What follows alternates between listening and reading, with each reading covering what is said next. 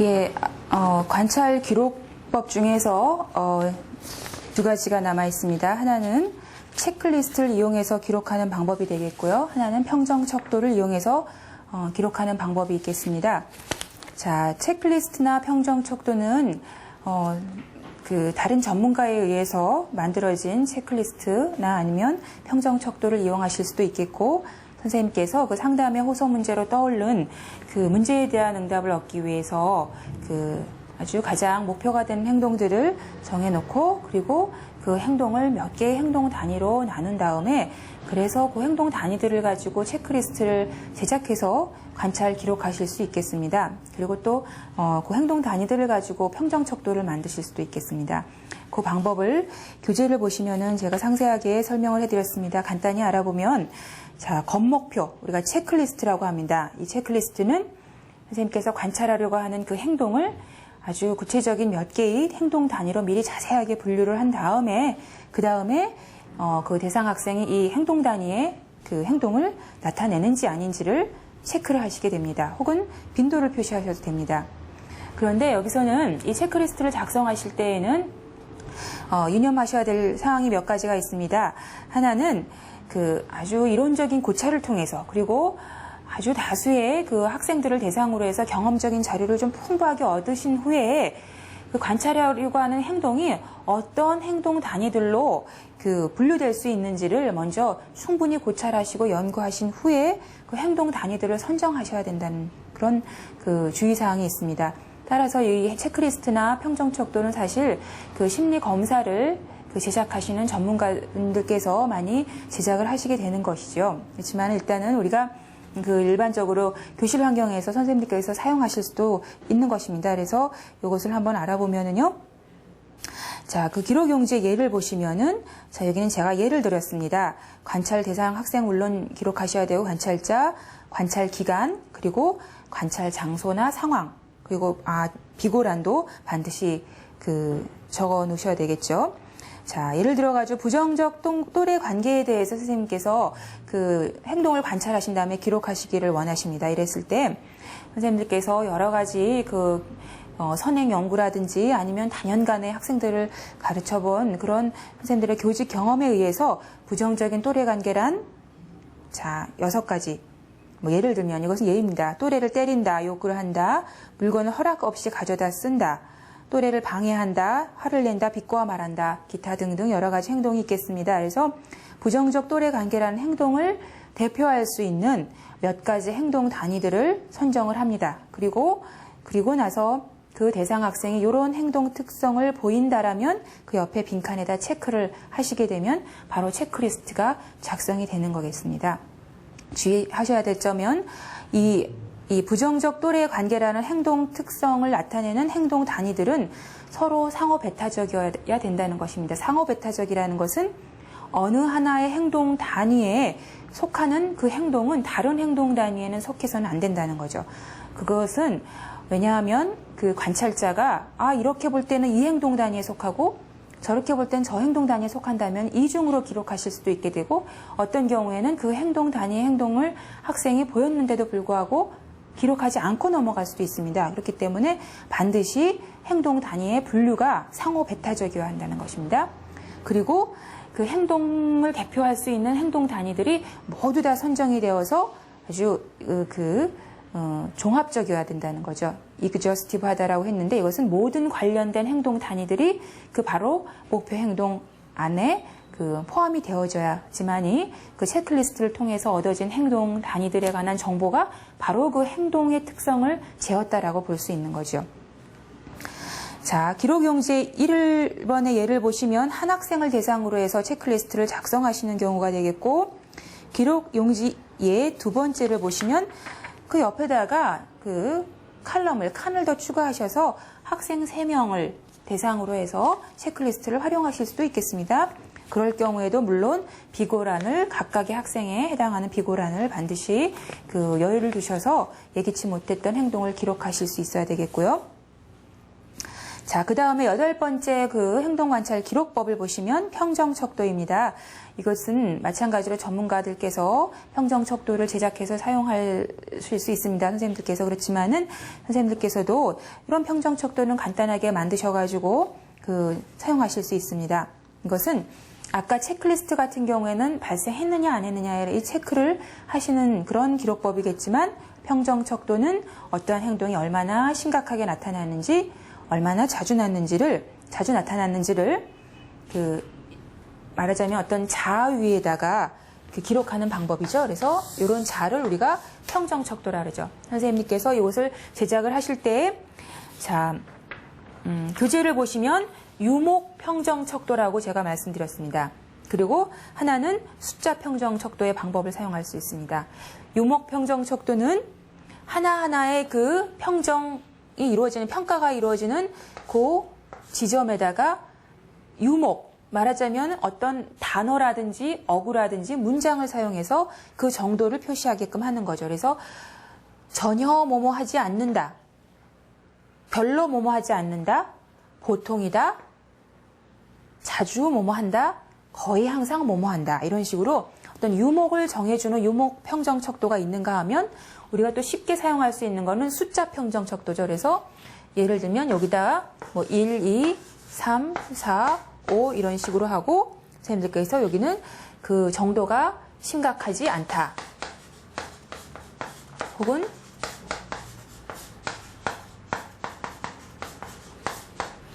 뭐 예를 들면 또 전혀 그렇지 않다,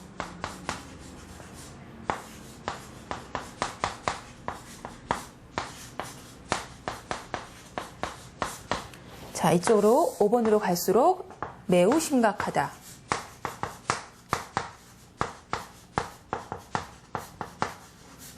또 이런 경우에는 전혀 그렇지 않다 해서 5번으로 간다면 매우 그러하다.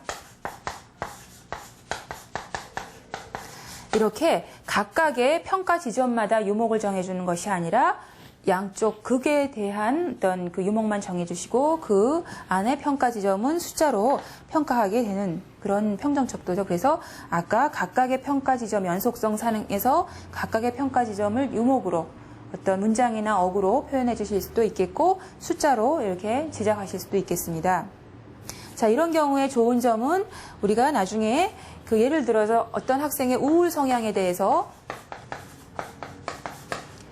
평정척도를 만드시겠다면 이런 우울 성향을 나타내는 예를 들면 또 주의 산만한 성향을 나타내는 몇 가지의 그 행동 특성들을 기록을 하시게 되죠. 그래서 예를 들면 자주 운다, 자주 슬프다고 한다, 잠을 못 이룬다, 아니면 주의 산만한 같은 경우에는 수업 시간에 자주 바깥을 쳐다본다, 자주 물건을 잃어버리고 잊어버린다, 질문을 하면 대답을 이해하지 못하는 것은 아닌데 동문서답을 한다. 뭐 예를 들면 이런 행동 단위들을 적어놓고 각각의 행동에 대해서 이 학생이 얼마나 이 문제를 자주 보이는지 평가를 하게 되죠. 그래서 2, 4, 3, 1 이런 식으로 평가를 하게 되면 평정척도 위에서 얻어진 이 숫자들을 가지고 수리적으로, 통계적으로 그 자료를 처리하실 수 있게 되는 거죠. 그래서 우리가 그 평정척도를 통해서 얻은 자료는 어떤 통계적인 정보 처리, 통계적인 어떤 자료 처리를 할 수 있다는 점에서 아주 유용하게 사용할 수 있습니다. 자, 선생님들께서 가지고 계신 교재에 보시면 이와 같이 숫자가 한쪽에서 한쪽으로 증가하는 단극의 평정척도를 만드실 수도 있겠고, 또 선생님들께서 필요하시다면은 양극의 평정척도를 만드실 수도 있겠습니다. 이것은 0을 중심으로 해서 양쪽으로 숫자가 증감하는 경우가 되겠습니다. 자, 그 행동 특성에 따라서 유목 평정척도와 숫자 평정척도, 그리고 단극 평정척도, 양극 평정척도로 만드실 수 있겠습니다. 이러한 방법을 통해서 그 행동을 관찰 기록하실 수 있겠습니다. 자, 한 가지 유념하셔야 될 것은 초등학생 고학년 이상인 경우, 5, 6학년 이상인 경우를 제외하고는 이 등급의 수준, 그러니까 평정척도의 등급의 수준을 4 이상 너무 세분해서 만드시지 않는 것이 좋겠습니다. 왜냐하면 초등학교 저학년 같은 경우에는 이렇게 5점 척도라든지 7점 척도의 그 상세한 구분을 할 수 있는 그런 이해 수준이라든지 아니면 그 인지적인 어떤 그 변별 능력이 아직은 그렇게까지 발달하지 않은 상태이기 때문에 초등학교 고학년, 4학년, 5학년, 6학년 정도까지는 한 4점 척도, 그 5점 척도 이상은 사용하지 않는 것이 바람직하리라고 생각합니다.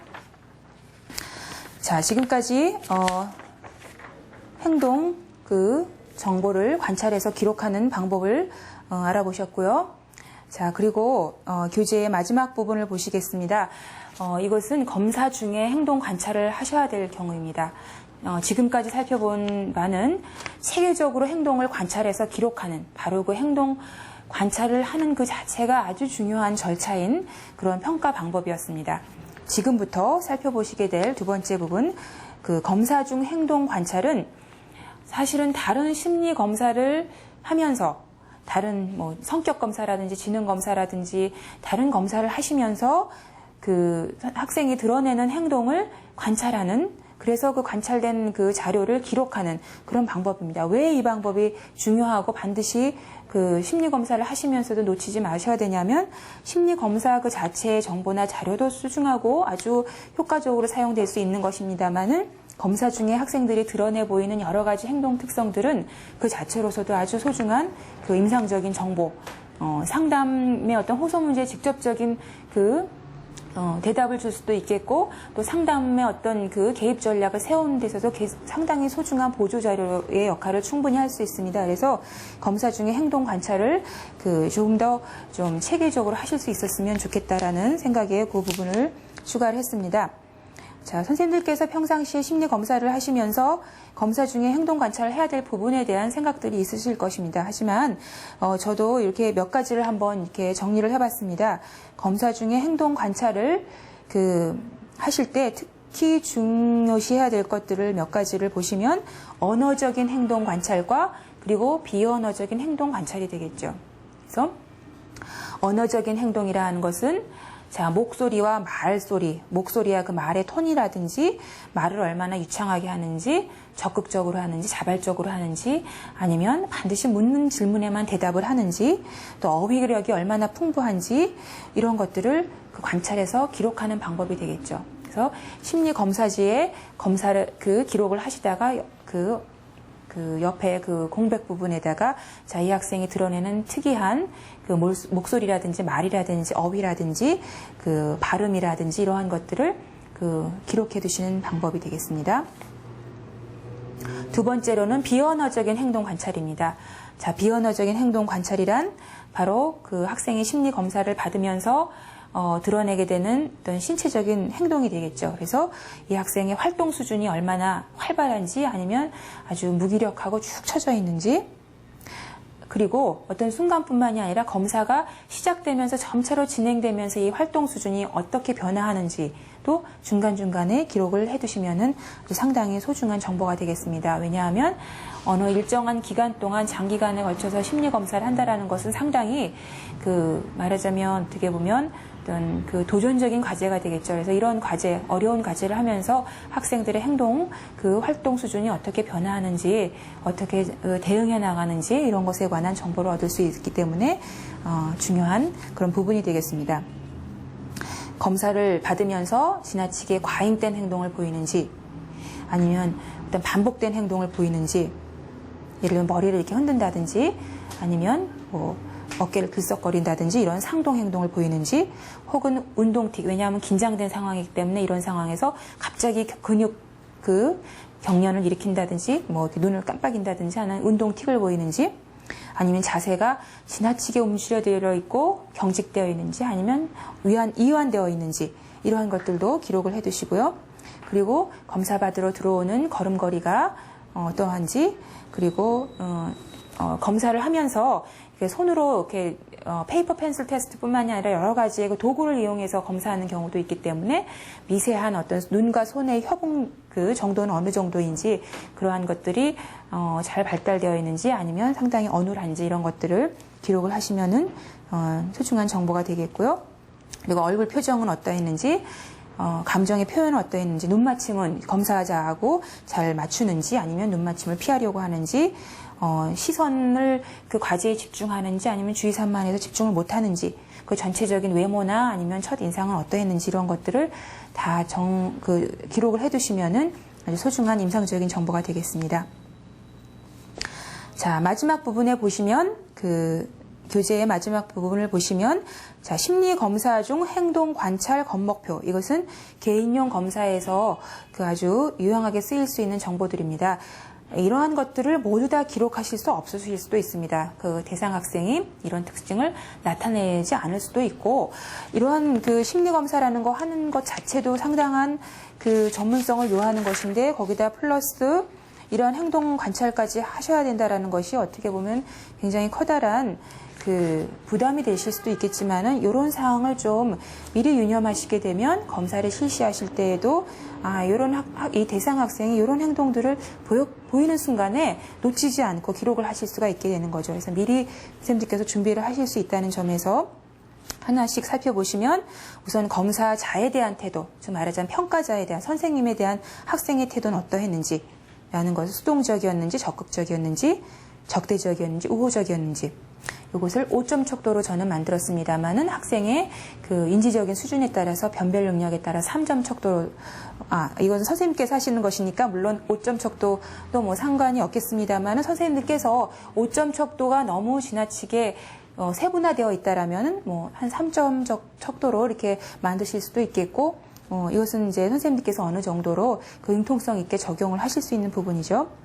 자, 그리고 두 번째는 검사 장면에 대한 태도가 있겠습니다. 긴장을 하는지 이완되어 있는지 검사 도구라든지 받는 것에 대해서 흥미를 나타내는지 아닌지 무기력한지 대충 하는지 최선을 다하는지 어려운 문항을 포기하는지 포기하지 않는지 흥미 수준이 일정하지 않은지 흥미 수준이 계속 지속적이고 아니면 점차로 증가하는지 아니면 검사를 받으면서 늘 자신감 없어 하는지 자신에 차 있는지 라는 것들을 관찰하시고 기록하실 수 있겠고요. 그리고 작업 습관으로 느린지 빠른지 충동적으로 대답하는지 신중하게 생각하면서 대답하는지 생각하면서 말을 하는지 생각하면서 막 말을 하는 아이들이 있습니다. 그리고 머릿속으로 생각하고 조용히 생각하다가 대답하는지 부주의한지 아니면 세심하고 꼼꼼하고 어떻게 보면 완벽주의적인지 시행착오를 많이 거듭하는지 조심성 있게 미리 계획하고 나서 행동을 하는지 이러한 것들을 보실 수 있겠고요. 네 번째로는 검사 문제에 대한 반응을 보실 수 있겠습니다. 지시 내용을 학생이 쉽게 이해하고 반응하는지 아니면 그렇지 못한지 그리고 검사지가 그림 같은 것들 어떤 조작해야 될 도구 같은 것들일 때 그 세부적인 부분을 보고 반응하는지 아니면 전체를 보고 반응하는지를 기록하실 수 있겠고요. 다섯 번째로는 실패했을 때 반응이 학생들이 어떤한지를 기록하실 수 있습니다. 실패하는지를 모르고 있는지 실패한지를 알고 그것을 고치려고 하는지 실패했을 때 흥분하면서 자기 반응을 나타내는지 조용한지 변명을 한지 변명을 하지 않는지 실패 후에는 무기력해지고 쉽게 포기하고 마는지 쉬운 문제인데도 아니면 자기가 할 수 있는 문제도 포기하고 마는지 아니면 실패 후에 좀 더 열심히 하는지 하는 것들을 반응을 표기하실 수 있겠고 그 다음에 또 성공하고 칭찬을 받았을 때 이 학생의 반응이 반항적으로 나오는지 아니면 칭찬받은 후에는 더 머쓱하게 못하는지 아니면 더 열심히 신나서 하는지 이런 것들을 기록하실 수 있겠고 또 언어적으로는 머뭇거리면서 말하는지 언어적 표현이 유창한지 발음이 부정확한지 발음이 정확한지 질문을 받을 때만 대답하는지 아니면 자발적으로 적극적으로 대답하는지 또 대답이 막연하고 그냥 전체적이고 이런지 아니면 정확한 대답을 하는지 이런 것들을 기록하실 수 있겠고 또 기타 사항 반드시 검사 도중에 학생을 관찰한 특이한 사항을 기록하실 수 있겠습니다. 자, 지금 짤막하게 살펴본 검사 중에 행동 관찰은 선생님께서 기록을 하시는 겁니다. 그래서 검사 중에 학생이 내담 학생이 보인 특이한 행동 이런 것들을 이렇게 평정 척도를 만들어서 기록하실 수도 있겠고 선생님께서 이렇게 심리 검사 중 행동 관찰 검목표 왼쪽 편에 쭉 제가 검사자에 대한 태도라든지 검사 장면에 대한 태도 이렇게 양쪽 양극을 설명해 놓은 단어들이 있습니다. 그래서 이런 것들을 좀 유념하시면서 반드시 평정 척도를 사용하지 않다 하더라도 검사를 실시하시면서 이런 점들은 좀 주의해서 내가 봐야 되겠구나라고 생각을 가지시고 검사 실시하시면서 옆에다가 빈칸에다가 이렇게 기록해 두셔도 얼마든지 그 자체로서 충분히 그 임상적인 정보가 있는 자료로 사용될 수 있겠습니다. 자, 지금까지는 행동 관찰 기법의 그 평가 지침과 그리고 이 평가 행동을 관찰하고 기록하는 구체적인 어떤 활용 방법에 대해서 지금까지 살펴보았습니다.